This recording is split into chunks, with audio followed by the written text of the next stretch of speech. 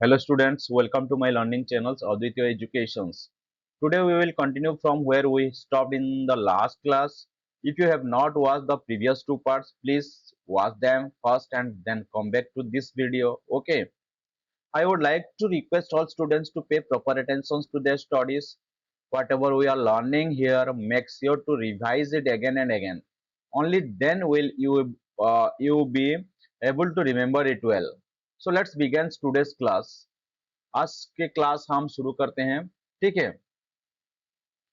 जो last class में हम पढ़े थे कि जो अर्थ का शेप बना कैसे था, ऐसा क्या कारण था जिसके कारण से एक नया शेप बन गया था अर्थ का। वो क्या क्या कारण था। पहला कारण था कि इंटीरियर इंटरनल फोर्सेस ऐसा क्या था जिसके कारण में अर्थ का मतलब शेप बना था। और एक एक्सटर्नल ऐसा क्या फोर्स था जिसके कारण में अर्थ का एक नया शेप बना था।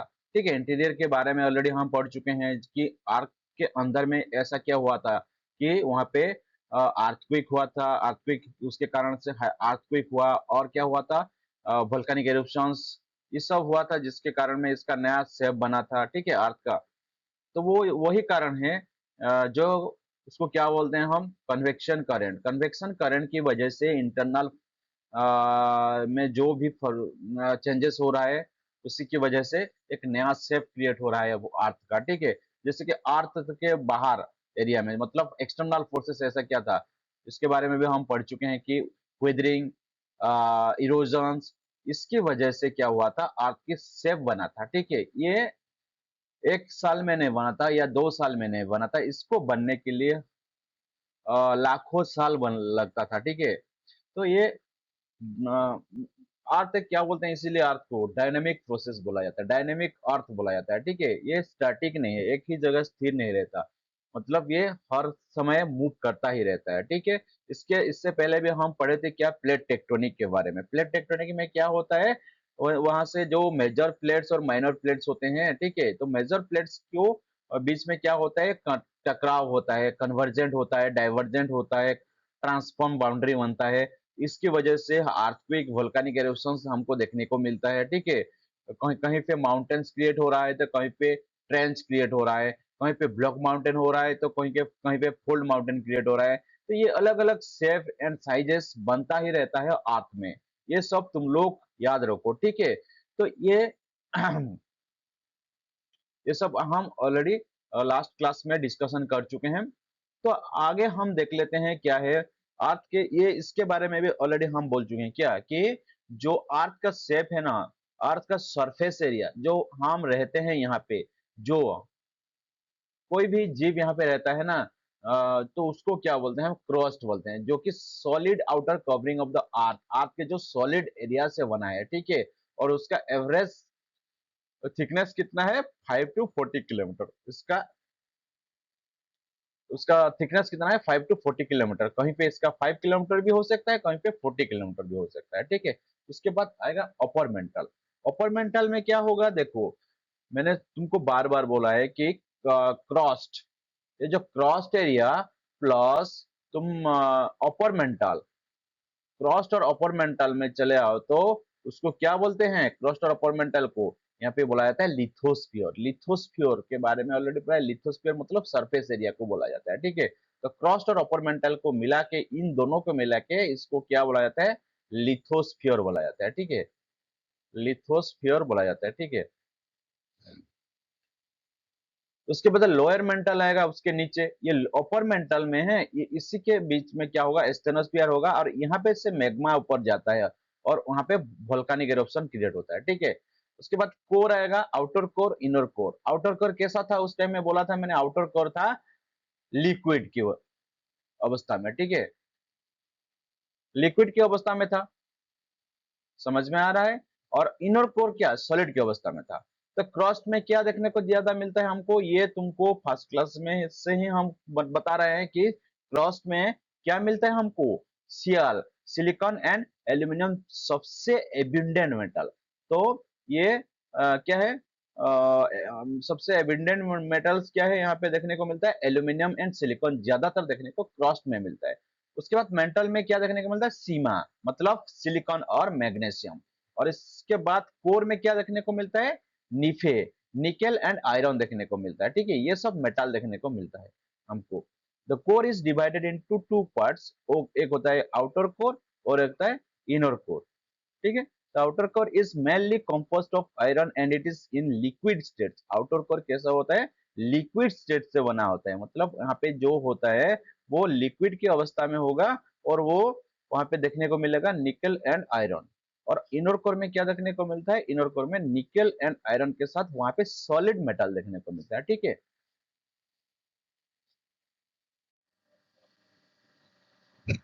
ठीक है, अर्थ के कोर को दो भाग में डिवाइड किया हुआ है, ओसो आउटर कोर है और एक इनर कोर है।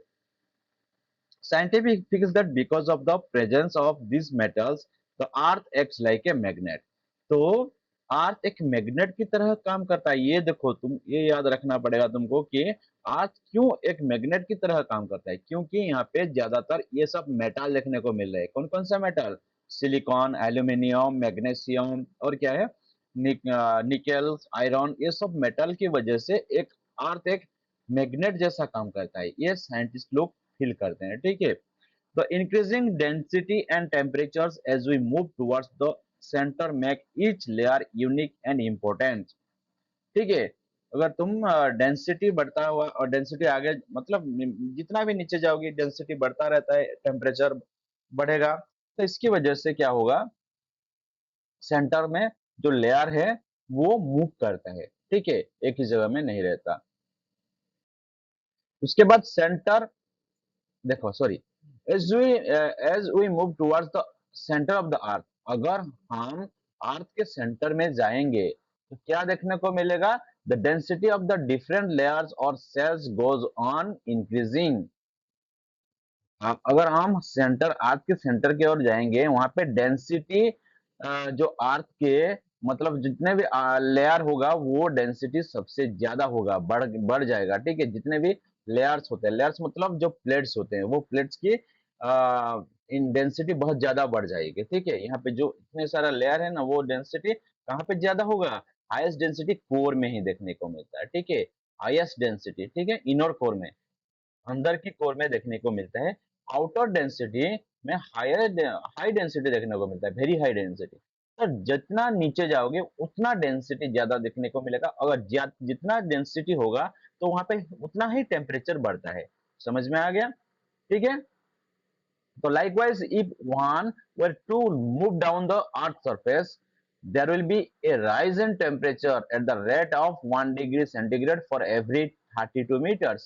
तो यहाँ पे क्या बोल रहा है, देखो कि कोई भी 32 मीटर्स अगर नीचे जाएगा, अर्थ की सरफेस से शुरू होके नीचे जाएगा अर्थ से, ठीक है, 32 मीटर, हर 32 मीटर नीचे जाने के बाद क्या देखने को मिलेगा हमको, 1 डिग्री सेंटीग्रेड सेल्सियस जो तापमान देखने को बढ़ने को मतलब उसका तापमान बढ़ेगा, टेम्परेचर बढ़ता हुआ देखने को मिलेगा हमको। समझ में आ गया? देखो और एक बात बोल रहा हूँ, यहाँ पे सरफेस एरिया है ना हमारे, जो यहाँ पे जो हम जहाँ पे खड़े हुए हैं, वहां से तुम नीचे 32 किलोमीटर 32 मीटर्स जाओ, मीटर्स किलोमीटर नहीं, सॉरी, 32 मीटर्स जाओगे वहां पे तो 1 डिग्री टेम्परेचर बढ़ेगा। ठीक है, वैसे 32 के बाद 64 जाओगे 2 डिग्री बढ़ जाएगा, 96 में चले आओगे 3 डिग्री बढ़ जाएगा। इस तरह से हर 32 मीटर्स के बाद एक एक डिग्री बढ़ता ही रहता है। ठीक है, तो इस तरह से वो टेम्परेचर बढ़ता है as a result of extreme temperature. तो ये जो एक्सट्रीम टेम्परेचर की वजह से क्या होता है, all rocks and metals in the inner core would melt.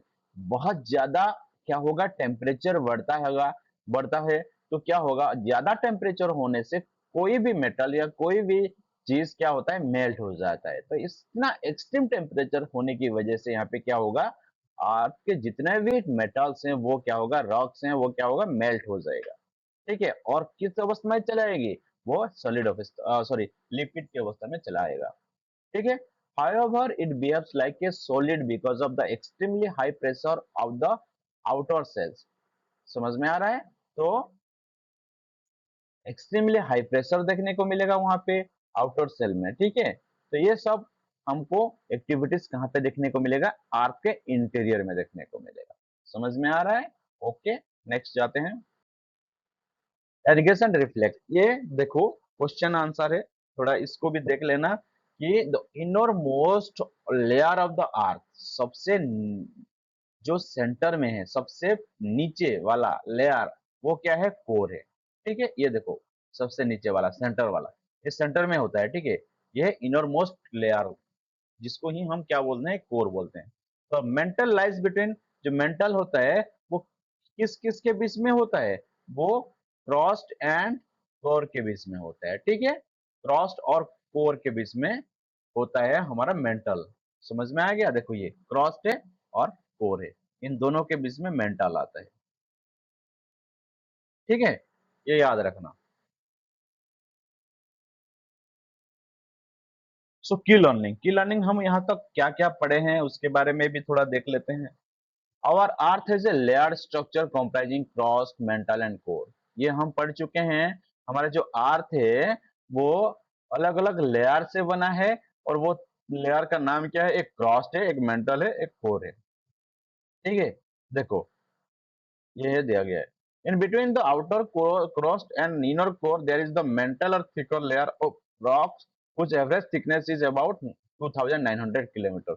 जब हम मेंटल में चले आएंगे, मेंटल में उसका थिकनेस कितना हो जाएगा, 2900 किलोमीटर, ये ऑलरेडी हम पढ़ चुके हैं। The mental is divided into two sections, mental को दो सेक्शंस में डिवाइड किया गया है, एक है अपर मेंटल, एक है लोअर मेंटल। ठीक है, so outer core is mainly composed of iron and it is in liquid state. जो आउटर कोर होता है वहां पे निफे देखने को मिलता है, निफे मतलब निकेल एंड आयरन ज्यादातर देखने को मिलेगा, और वो किस तरह से होगा, वो लिक्विड स्टेट में होगा, सॉलिड स्टेट में नहीं होगा। याद रखो तुम, आउटर कोर किस तरह से, किस अवस्था में होता है, लिक्विड स्टेट में होता है, और इनर कोर वो किस तरह से रहता है, वो सॉलिड की अवस्था में रहता है। ठीक है, as we move towards the centre of the earth the density of the different layers of the cells goes on increasing. तो यहाँ पे क्या बोल रहा है, देखो हम जितने भी सेंटर तक जाएंगे ना, वहां पे डेंसिटी ज्यादा बढ़ेगा, डेंसिटी के साथ साथ क्या होगा, उसका जो और टेम्परेचर भी वहां पे सबसे ज्यादा होगा। ठीक है, समझ में आ गया। तो our earth is dynamic layered and emerging, तो इससे हमको पता चलता है कि हमारा अर्थ एक किस तरह की उससे बना हुआ है, वो एक डायनेमिक है। हर समय क्या करता है, करता रहता है वो, हर समय मूविंग करता ही रहता है, एक ही जगह स्थिर नहीं रहता। ठीक है, इसके बारे में ऑलरेडी हम पढ़ चुके हैं। उसके बाद role of weathering and erosion. So ये जो वेदरिंग है, इरोजन का रोल क्या है हमारे अर्थ में, इसके बारे में भी थोड़ा देख लेते हैं, क्या क्या रोल इनका है। ठीक है,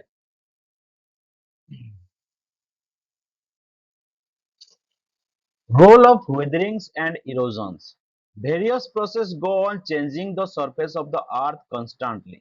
बहुत सारा इस तरह से प्रोसेस होता है कि जिसकी वजह से अर्थ का जो सरफेस एरिया वो हमेशा क्या होता है, चेंज होता ही रहता है। Some of this process like volcanic activities, उनमें से कुछ एक्टिविटीज है जो कि वोल्केनिक एक्टिविटी की वजह से क्या होता है, अर्थ का सरफेस बदलता ही रहता है, अर्थक्वेक की वजह से। ठीक है, अर्थ के जो क्रॉस में चल रहा है हलचल उसकी वजह से, और weathering, erosion and mass movement की वजह से ये सब होता ही रहता है, चेंज हमको देखने को मिलता है। ठीक है, responsible for bringing about change on the surface of the earth, earth के जो सरफेस में है, इसी की वजह से इरोजन हो गया, वेदरिंग हो गया, इंटीरियर में चले जाओगे तो तुम अर्थक्वेक, वोल्केनिक एरप्शंस, इसकी वजह से अर्थ में हमेशा क्या होता रहता है, चेंजेस देखने को मिलता ही रहता है। ठीक है, तो वो क्या है, देखो humans also play an important roles, important part in bringing about certain changes of the surface of the earth. Human beings भी एक कारण है, वो भी एक कारण है। ठीक है, कि वो अर्थ के चेंजेस मतलब सरफेस एरिया को चेंज करने में वो भी एक इम्पोर्टेंट रोल प्ले करते हैं, कौन, humans. Agent of gradations, agents of gradations किसको बोलेंगे हम, एजेंट ऑफ ग्रेडेशंस, देखो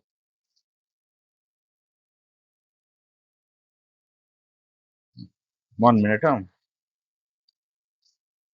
एजेंट ऑफ ग्रेडेशन किसको बोलेंगे। So agents of gradation, it is the natural process, एक क्या होता है, एक नेचुरल प्रोसेस होता है that shapes and level earth surface by eroding, transportation and deposit rock and soils. यहाँ पे क्या बोल रहा है, देखो तो ये क्या होता है, एक नेचुरल प्रोसेस होता है वो नेचुरल प्रोसेस से क्या होता है देखो, that shapes and levels earth surface को वो शेप देता है और लेवल करता है, ठीक है। समझ में आ रहा है? अर्थ के सरफेस को वो लेवल करता है और शेप देता ही रहता है। किस तरह से होगा? इरोडिंग। इरोडिंग मतलब इरोजन होके, ट्रांसपोर्टेसिंग एक जगह से दूसरे जगह ट्रांसपोर्ट होगा। किस तरह से होगा?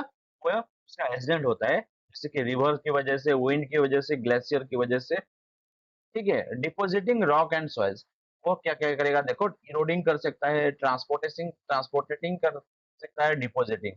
इनके जो ये कारण है, इसकी वजह से हमारा जो अर्थ का शेप बदल रहा है, ठीक है। तो इसमें देख लेते हैं थोड़ा, क्या, रिवर। रिवर की वजह से किस तरह से हमारे अर्थ में जो सरफेस एरिया उसका चेंजेस देखने को मिलता है, शेप किस तरह से बनता है।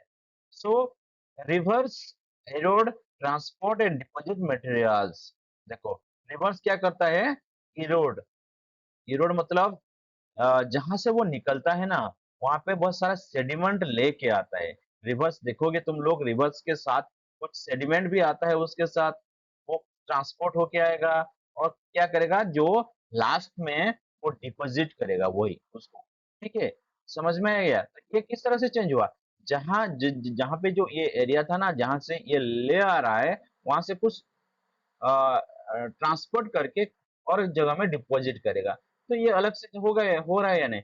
कहीं पे उसका इरोजन हो रहा है तो कहीं पे डिपोजिशन देखने को मिल रहा है। कहीं से ये सरफेस एरिया डिस्ट्रॉय हो रहा है तो कहाँ पे कंस्ट्रक्ट हो रहा है। तो समझ में आ रहा है? तो इस रिवर की वजह से ये सब चेंजेस भी हमको देखने को मिलता है। Erosion of banks and bed, जो बैंक्स एंड बेड का इरोजन होता है, किस तरह से देखो, नदी के किनारे या तट पर और तल तल पर नदी की सतह में कटाव देखने को मिलता है। इस तरह से देखो, erosion of banks and bed, ये देखो, नदी के किनारे, किनारे है ना, इसी किनारों पे क्या होता है, जो साइड्स का रॉक्स होता है उसको कट करके वो ले आता है, ठीक है।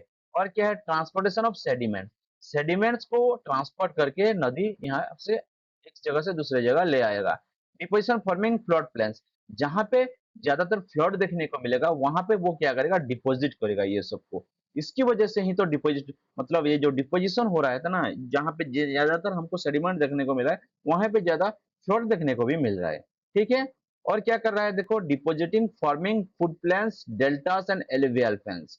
तो और क्या कर रहा है, वो क्या कर रहा है देखो, एलुवियल फेन्स का डिपोजिशन देखने को मिला है। वो एलुवियल फेन्स का मतलब क्या है, पहाड़ी क्षेत्र में नीचे पंखों के आकार में जमा अवसादों के शब्द से बनने वाला जलाड़े पंख बोलते हैं, जिससे कि एलुवियल फेन्स, ठीक है।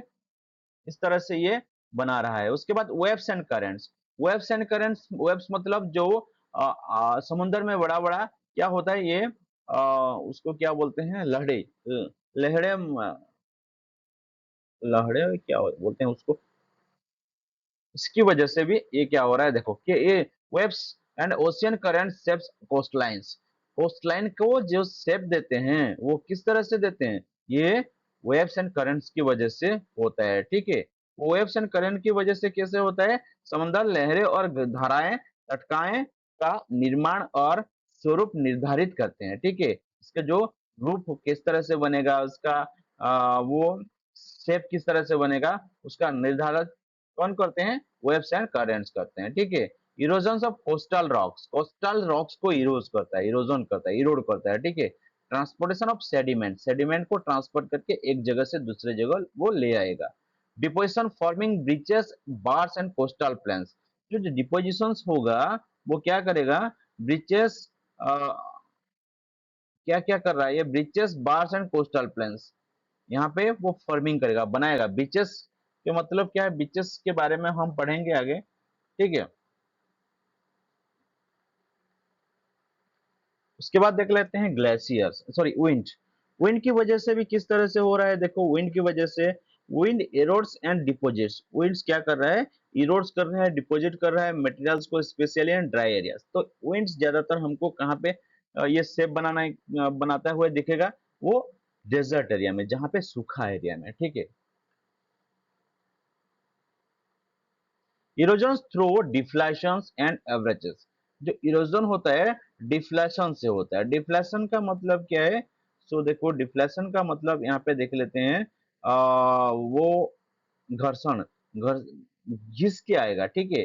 वो जो घिस के बनेगा उसको क्या बोलेंगे? देखो, घिसते हुए आएगा। देखो यहाँ पे जो विंड क्या करेगा, यहाँ पे घिसेगा इस सबको। Erosion through deflection and abrasion. Abrasion का मतलब क्या होता है? एब्रेशन का मतलब, सॉरी, डिफ्लेक्शन का मतलब उड़ के आएगा। अब क्या बोलते हैं उसको? डिफ्लेशन। डिफ्लेशन का मतलब क्या होता है? वो उड़ा के ले जाएगा। यहाँ पे जितने भी कंकड़ या कुछ भी रेत होगा, सेडिमेंट होगा, उसको उड़ा के ले जाएगा या घिस के भी ले जा सकता है। एब्रेशन मतलब घिस के भी ले जा सकता है। तो इसकी वजह से क्या होगा, यहाँ पे जो पत्थर है, यहाँ के नीचे का मिट्टी को ले गया तो इस तरह की शेप बन जाएगा, ठीक है। विंड की वजह से भी यहाँ पे अर्थ का शेप देखने को हमको मिल रहा है। और क्या है? Transportation of one fine particles, जो फाइन पार्टिकल्स को ट्रांसपोर्ट करके दूसरे जगह में ले जाएगा। Deposition forming dunes and loess and sand sheets. तो डिपोजिशन की वजह से क्या क्या बनेगा यहाँ पे? ड्यून्स बनेगा, सैंड ड्यून्स। देखो इस तरह के सैंड ड्यून्स भी बनता है। आगे में हम पढ़ेंगे सैंड ड्यून्स क्या है। लोएस, हवा द्वारा जमा की गई महीन धूल से बनने वाले लोएस निक्षेप। तो लोएस भी बनता है, सैंड सीड्स बनता है। तो इस तरह से सब कुछ यहाँ पे विंड की वजह से बनता है। ग्लेशियर, ग्लेशियर के वजह से भी हम पढ़ चुके हैं पहले। जो माउंटेन में ग्लेशियर है, ग्लेशियर में क्या होता है, जब ठंडा हो, सॉरी, क्लाइमेट थोड़ा वार्म हो जाएगा, यहाँ पे जो माउंटेन में होगा क्या, ग्लेशियर्स, वो क्या करेगा, मास मूवमेंट करेगा, नीचे आएगा। और उसी टाइम में नीचे आते वक्त वो बहुत सारा रॉक को भी ले आएगा, ठीक है। तो ये भी एक वजह है क्या, कि जो आर्क का शेप बन रहा है, ये भी एक रीजन है। Erosion by plucking and abrasion. Abrasion के बारे में ऑलरेडी हम पढ़ चुके हैं। एब्रेशन मतलब घिसते हुए आएगा, ठीक है, बर्फ के साथ घिसते हुए आएगा। Plucking, transportation of large amount of debris. यहाँ पे बहुत सारा अलग अलग डेब्रिस भी देखने को मिलेगा, जो कि घिसते हुए किसके साथ आएगा, हमारे जो ये क्या बोलते हैं उसको, ग्लेशियर्स के साथ आएगा, ठीक है। Deposition forming moraines. डिपोजिशन क्या करता है, क्या फॉर्म करता है? मोरेन फॉर्म करता है। मोरेन मतलब क्या होता है? इसको निर्माण, मतलब मोरेन का मतलब क्या होता है? मोरेन्स, इसको देख लेंगे। और क्या है?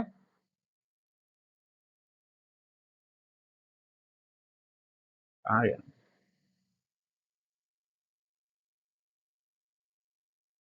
Morels, ड्रॉमलाइंस and आउटवाश planes. तो इस तरह की शेप हमको देखने को मिलेगा ग्लेशियर की वजह से। और अंडरग्राउंड वाटर से क्या होता है? देखो, underground water dissolve and carries away rocks. तो जब अंडरग्राउंड वाटर डिजल्व हो जाएगा रॉक के साथ, वहां से हम पानी लेंगे तो वो क्या होगा, रॉक के साथ ही पानी आएगा। Solutions of soluble rocks like limestones, यहाँ पे लाइमस्टोन्स है एग्जांपल्स। और क्या है? Transport of dissolve materials, deposit forms and caves. तो इसकी वजह से, अंडरग्राउंड वाटर की वजह से भी अलग अलग शेप्स एंड साइज हमको देखने को मिल रहा है, ठीक है। सो वेदरिंग के बारे में आगे हम पढ़ेंगे क्या, वेदरिंग की वजह से किस तरह से अर्थ का शेप बन रहा है, ठीक है। Role of weathering and erosion, इसमें देख लेते हैं। ये ऑलरेडी दोनों सेम ही है, कुछ अलग नहीं है। वो जो स्लाइड में पढ़े हैं उसका दोबारा चला है, अलग सी, अलग किस अलग मतलब शेप से चला है ये, ठीक है। आगे देख लेते हैं। एक्सटर्नल प्रोसेस, इंटरनल प्रोसेस जाने के बाद क्या पढ़ेंगे हम? External process. Process, external process की वजह से किस तरह से हमारा अर्थ की सरफेस एरिया या शेप चेंज हो रहा है। Natural process which take place gradually on the surface on the earth are called external process. जो नेचुरल की प्रोसेस से होगा, कोई मैन मेड नहीं होगा, कोई मैन उसको नहीं करेगा, ये नेचुरली होता है। नेचुरल प्रोसेस से होता है क्या, वो भी ग्रेजुअली होगा, धीरे धीरे। ये सडन वाला प्रोसेस नहीं है, धीरे धीरे होगा ये चेंजेस। क्या चेंजेस देखने को मिलेगा? Surface on the earth are called external process.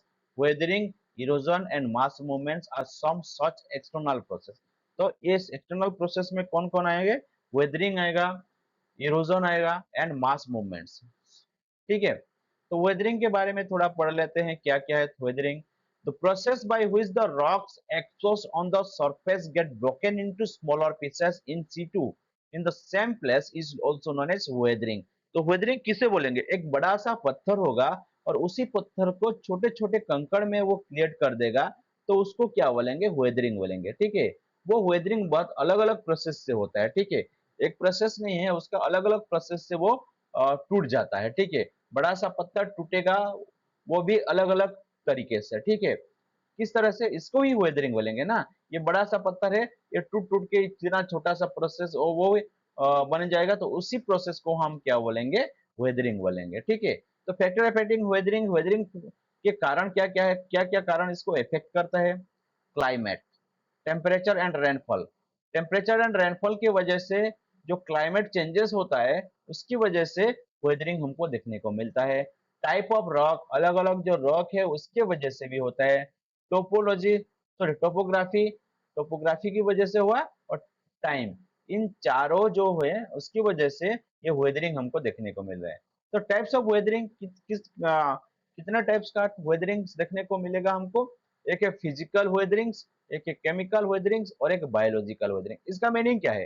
Physical weathering मतलब कोई फिजिकल तरीके से वो बड़ा सा पत्थर क्या होगा, छोटे छोटे पत्थर में वो क्या होगा, चेंज हो जाएगा, तो उसको क्या बोलेंगे हम? फिजिकल वेदरिंग बोलेंगे। वो कैसे होता है देख लेते हैं। Rocks breaks into smaller pieces without any change in their chemical composition. ठीक है। सो ये एक्सटर्नल प्रोसेस है। तो ये वेदरिंग किस तरह से होता है? फिजिकल वेदरिंग मतलब फिजिकली वो टूटेगा, पत्थर किस तरह से टूटेगा, rocks breaks into smaller pieces without any change in their chemical composition. इसका जो केमिकल कंपोजिशन को कोई चेंज ना हो के क्या होगा, जो डायरेक्टली पत्थर टूट जाएगा, तो उसको क्या बोलेंगे हम? Physical weathering. जैसे देखो, टेम्परेचर चेंजेस, इसका टेम्परेचर ज्यादा हो जाएगा या कम भी हो सकता है। Freezing and severing explosion abrasion, इसकी वजह से वो क्या होगा, इसका वेदरिंग को मिलेगा, मतलब ये टूटेगा। इस तरह से फिजिकल वेदरिंग, फिजिकली वो। ठीक है। इसके बाद केमिकल वेदरिंग से किस तरह से होता है, देखो, rocks are broken down by chemical reaction. Chemical reaction, इनके बीच में केमिकल रिएक्शन होगा, तभी क्या होगा, ये टूट जाएगा। जब तक जब टूटने का प्रोसेस होगा उसको हम केमिकल वेदरिंग बोलेंगे। ठीक है। फॉर एग्जांपल ऑक्सीडेशन, ऑक्सीडेशन की वजह से कैसे होगा, इसके बारे में भी हम पढ़ेंगे। ऑक्सीजन, एक पत्थर भी एक क्या होता है, आयरन होता है ना, आयरन से बना होता है पत्थर। तो ऑक्सीजन और आयरन जब क्या होगा, मतलब पानी हो बरसेगा, यहाँ पे पानी, पानी का बूंदा दिया गया है ना, तो उससे पानी, अच्छा, पानी का सिंबल क्या था? H2O। और ऑक्सीडेशन का प्रोसेस यही होता है, पानी और आयरन जब मिलेगा तो वो क्या होगा, टूट टूट जाएगा, धीरे धीरे वो टूटेगा। तो ये केमिकली प्रोसेस है, केमिकल प्रोसेस के द्वारा होगा एकदम सब। उसके बाद बायोलॉजिकल वेदरिंग, बायोलॉजिकल प्रोसेस क्या है जो इससे टूटेगा? Rocks are broken down by the activities of living organism. Living organism, कोई पत्थर में है, क्या होगा, पत्थर में अगर कोई पेड़ या पौधा पैदा हो गया, तो उसमें से क्या होगा, वो बायोलॉजिकली वेदरिंग को मिलेगा। जैसे देखो, root actions of plants, plants की जो रूट एक्शंस क्या करता है, एक जगह से दूसरे जगह में रूट जाता है, उसके वजह से भी ये वेदरिंग हमको देखने को मिलता है। बोरोइंग्स एंड एनिमल्स, लिचेंस, बैक्टीरिया, अलग अलग प्रोसेस है जिसकी वजह से क्या होता है, वेदरिंग होता है। ठीक है, समझ में आ गया।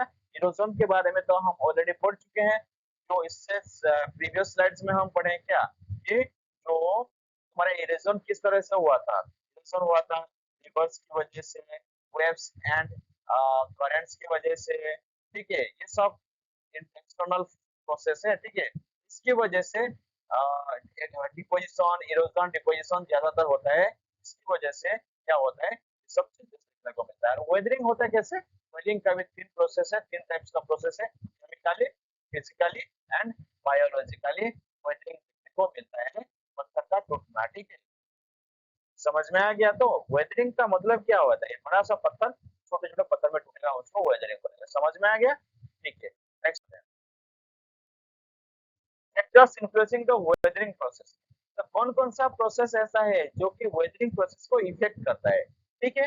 वो देखो factors influencing the weathering process. Weathering is the breaking down of rocks into smaller pieces in situ in the same places. There are many factors within influence the breaking of rocks into pieces. बहुत अलग अलग process होता है कि एक बड़ा सा rock को छोटे छोटे पीसेस में वो परिवर्तन कर देगा। First is the change in temperature and pressure. First क्या है? Change in temperature and pressure. Pressure और टेम्परेचर की चेंजेस की वजह से ये वेदरिंग हमको देखने को मिलता है। देखो किस तरह से, continuous heating and cooling of rocks. Continuous heating and cooling of rocks क्या होता है, वो देखो किस तरह से चेंज टेम्परेचर ऑफ प्रेशर होता है, ठीक है। जब समर सीजन आ जाएगा कंटिन्यूअसली वो क्या होगा, टेम्परेचर बढ़ता हुआ देखा जाएगा। कोई ठंड की मौसम आ जाएगा कंटिन्यूअसली वो टेम्परेचर घटता हुआ देखने को मिलेगा। तो इसकी वजह से कंटिन्यूअसली हीटिंग होगा, कंटिन्यूअसली कूलिंग होगा, ठीक है। इसकी वजह से क्या होगा, एक्सपांशन और कंट्रैक्शन देखने को मिलेगा। Expansion contraction, expansion expansion contraction, expansion contraction हमको देखने को मिलेगा, जिसकी वजह से वो रॉक क्या करेगा, धीरे धीरे टूट जाएगा। ये स्लो प्रोसेस होगा, जल्दी नहीं होगा, ठीक है। तो ये पहला था जिसकी वजह से वेदरिंग हुआ, ठीक है। टेम्परेचर की वजह से टेम्परेचर बढ़ता है तो वो क्या करेगा, एक्सपांड कर जाएगा, और टेम्परेचर घटता है तो वो क्या करेगा, कंट्रैक्शन हो जाएगा, बस टूट जाएगा, ठीक है। इसकी वजह से एक ऐसा टाइम आएगा कि ये टूट जाएगा पत्थर, ठीक है। इसके बाद एक्शन ऑफ वाटर। वाटर में जो एक्शन होगा उसकी वजह से हुआ, वो कैसे देख लेते हैं। Water collects in cracks and pores. देखो ये जो पत्थर होता है ना, पत्थर में जहां पे क्रैक्स देखने को मिलेगा वहीं पे वाटर जाके रहेगा, ठीक है। तो वहां पे जाके भर जाएगा। व्हेन इट फ्रीजेस, जब ये फ्रीज हो जाएगा, जब ठंड के महीने में आ जाएगा, फ्रीज हो जाएगा पानी, it expand and wells the cracks. देखो क्या करता है, ये याद रखना, तुमको ठीक से पढ़ो, ठीक से देखो, तभी समझ में आएगा, नहीं तो कुछ समझ में नहीं आएगा। मैं बार बार बोल रहा हूँ, अच्छी तरह से सीखो, पढ़ो, ठीक है। तो वाटर के एक्शन की वजह से किस तरह से ये वेदरिंग देखने को मिलेगा। पहले क्या होगा, ये एक बड़ा सा पत्थर होगा, इसी पत्थर में अगर कहीं पे भी क्रैक्स देखने को मिलेगा तो वहां पे क्या करेगा, पानी जम जाएगा। अगर पानी जम जाएगा, पानी जमने के बाद क्या होगा, ठंड की मौसम आएगा। ठंड के मौसम में क्या होता है, वो पानी बर्फ में परिवर्तन हो जाता है, और वहां पे अगर परिवर्तन मतलब बर्फ हो जाएगा तो क्या होगा, वो एक्सपांड कर जाएगा। और एक्सपांड होगा तो क्या होगा, ये इसको चीर देगा, ठीक है। तो क्रैक्स और बड़ा हो जाएगा, वाइडेंस हो जाएगा, बड़ा हो जाएगा। तो यही प्रोसेस की वजह से वो जो क्रैक्स, छोटा वाला क्रैक्स था, तो वहां तो वाटर होगा, वाटर की वजह से बर्फ हो जाएगा, बर्फ होने की वजह से वो क्रैक्स बड़ा हो जाएगा, और वही क्रैक्स बाद में क्या होगा, टूट जाएगा पत्थर में, छोटे छोटे पत्थर में टूट जाएगा। तो इसके वजह से वाटर के एक्शन की वजह से भी ये सब वेदरिंग देखने को मिलता है। वाइंड एक्शन और एग्रेशन की वजह से किस तरह से होता है, देखो wind action, air loaded with sand works like sandpapers. When the forms of a storm, it strikes and abrades rock surface, breaking them into small pieces. Wind action से कैसे हुआ, air loaded with sand works. Sand works में air ज्यादा देखने को मिलता है, जैसे कि sand paper. When the form of the storm, जब स्टोर्म होगा, ठीक है, इट स्ट्राइक्स एंड एब्रेड्स रॉक्स। तो ये जो जमा हुआ होगा अंदर में, वो क्या करेगा, स्ट्राइक्स कर देगा, ठीक है, सरफेस एरिया को, जिसकी वजह से ब्रेकिंग देखने को मिलेगा स्मॉल पीसेस में, छोटे छोटे पीसेस में, ठीक है। और क्या होता है, देखो plant actions, roots and seeds. Plant की एक्शन की वजह से भी क्या होता है, ये रूट्स बड़ा हो जाता है, मतलब रूट फैलता ही जाता है। जब रूट फैलता ही जाता है किसी भी रॉक्स या पत्थर को, वो क्या कर देगा, टूटने के लिए मजबूर कर देगा, ठीक है। देखो seeds deposits in rocks crevice germinate, the roots grow deep into the cracks and widen them, eventually breaking the rocks। तो धीरे धीरे इस तरह से वो ब्रेक कर देगा, मतलब टूट जाएगा, ठीक है। तो इसकी वजह से भी वेदरिंग का प्रोसेस अच्छी तरह से चल रहा है। इसके बाद एनिमल का क्या एक्शन होता है जिसकी वजह से ये हमको वेदरिंग देखने को मिलता है। देखो animals dig, scratch or burrow in rocks and soils which helps in breaking rocks into pieces। देखो एनिमल्स क्या करते हैं, यहाँ पे पत्थर या कुछ सोइल्स को खोदते ही रहते हैं। तो ये क्या करेगा, एक ऐसा टाइम भी आएगा जहाँ पे कि क्या करेगा, पानी भर जाएगा, पानी भर के कंट्रैक्शंस एक्सपेंडिंग देखने को मिलेगा, जिसकी वजह से ये पत्थर टूट जाएगा। ठीक है, उसके बाद ह्यूमन एक्शंस क्या होगा, ह्यूमन एक्शन की वजह से human breaks rocks by blasting, mining, quarrying, construction and other mechanical activities. बहुत सारे अलग अलग एक्टिविटीज होते हैं जिसकी वजह से ह्यूमंस की बहुत अलग अलग एक्टिविटीज होते हैं ना, माइनिंग करते हैं, ब्लास्ट किया जाता है। तो ये जो उनका कुछ क्या होता है, इनका जो हरकतें होते हैं, इनका जो एक्टिविटीज होते हैं, इसकी वजह से ये रॉक्स टूट जाता है। ठीक है, ये भी एक प्रोसेस है। Pressure release, when the pressure on rocks is reduced on boarding, the outer layer peel off and the rocks break into the sheets। देखो क्या होता है, अगर कोई भी रॉक उसका जो प्रेशर होगा उसको रिलीज कर देगा तो आउटर लेयर क्या हो जाएगा, वो पील ऑफ हो जाएगा, मतलब टूट जाएगा। ठीक है, and rocks break into sheets.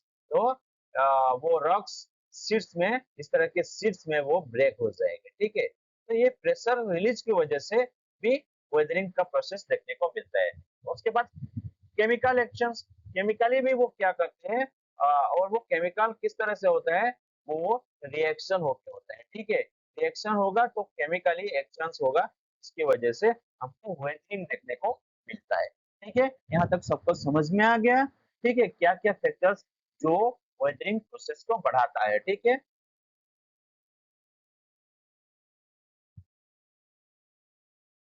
तो ये हम नेक्स्ट क्लास में देखेंगे कि मेजर टाइप्स ऑफ वेदरिंग क्या, इस तरह क्या ऐसा है जो कि बहुत मेजर टाइप्स की वेदरिंग है, जिसकी वजह से बहुत ज्यादा वेदरिंग हमको देखने को मिलता है। There are mainly three types of weathering, एक physical weathering, chemical weathering and biological weathering. इसको एक एक करके हम पढ़ेंगे आगे। ठीक है, फिजिकल वेदरिंग के बारे में थोड़ा बहुत देख लेते हैं कि किस तरह से फिजिकल वेदरिंग होता है।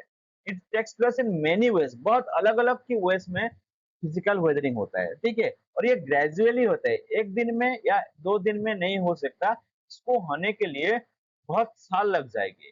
किस तरह से देखो, sometimes it is the change in temperature which leads to breaking of rocks, the outer layer of the rocks expand when they are heated by the sun during the daytime। क्या होता है देखो, sometimes change in temperature, temperature जब कुछ time में change होता है, which leads to breaking of rocks। Temperature change होने की वजह से रॉक को वो क्या करेगा, ब्रेक कर देगा। ठीक है, तो outer layers of the rocks expand, जो आउटर लेयर होता है, टेम्परेचर बढ़ने की वजह से जो रॉक क्या होगा, आउटर लेयर्स एक्सपांड कर जाएगा, which lead to which lead to breaking of rocks। The outer layers of the rocks expand when they are heated of the by the sun during the daytime। Day time में क्या होगा, वो ज्यादा temperature की वजह से surface area में क्या होगा, वो पत्थर एक्सपांड कर जाएगा। ठीक है, ये rocks heat up, outer layers expand, outer layer expand कर रहा है। आउटर लेयर एक्सपांड करने के बाद नाइट टाइम में क्या हो रहा है, देखो at night time the temperature falls quickly and outer layer of the rocks contract। समझ में आ रहा है, तो फिजिकल वेदरिंग किस तरह से हो रहा है, डे टाइम में ज्यादा टेम्परेचर की वजह से वो क्या करेगा, एक्सपांड कर जाएगा। ठीक है, और नाइट टाइम में ज्यादा कोल्ड होने की वजह से वो क्या होगा, कंट्रैक्ट कर जाएगा। तो एक्सपांड हो रहा है, कंट्रैक्ट हो रहा है, एक्सपांड हो रहा है, कंट्रैक्ट हो रहा है। तो रिपीटेडली ये प्रोसेस हमको देखने को मिलेगा, दिन में एक्सपांड होगा, रात में वो क्या होगा, कंट्रैक्ट हो जाएगा। तो ये रिपीटेडली होगा, दिन में रात में। तो इसकी वजह से आउटर लेयर पील ऑफ हो जाएगा, टूट जाएगा। ठीक है, जो आउटर लेयर है धीरे धीरे आगे जाके टूट जाएगा। ठीक है, जो कि exploration lived rounded rock surface, तो इस तरह के रॉक्स हमको देखने को फाइनली मिल जाएंगे। ठीक है, फर्स्ट एक्शन से भी किस तरह से होता है वो भी देखेंगे, किस तरह से। तो ये हम नेक्स्ट क्लास में देखेंगे। यहाँ तक हम आज देखेंगे, नेक्स्ट क्लास में यहाँ से शुरू करेंगे। ठीक है, जिसको भी समझ में आ रहा है मुझे कमेंट सेक्शन में बोल दो, और कुछ किसी को भी समझ में नहीं आ रहा है, कहाँ पे समझने में आ रहा है उसको मुझे बोल दो, तो मैं उसको नेक्स्ट क्लास में बता दूंगा। ठीक है, तो हम लोग यहाँ ये इसको खत्म कर लेते हैं और आगे जाके देखेंगे। ठीक है, इसको आगे में कंटिन्यू कर सकते हैं।